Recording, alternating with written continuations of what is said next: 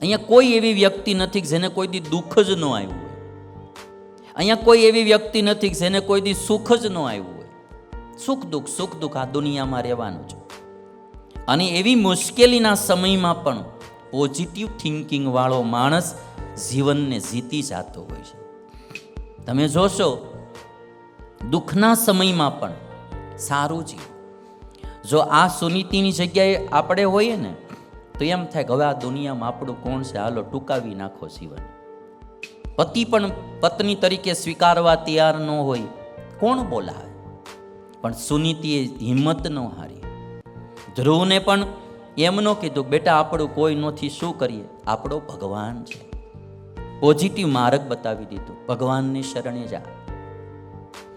આપણે કાલે કથા જોઈ, પરીક્ષિત રાજાને ખબર પડી કે 7મે દાડે મારું મોત છે. પરીક્ષિત રાજા સેજ પણ મૂંઝાણા નથી.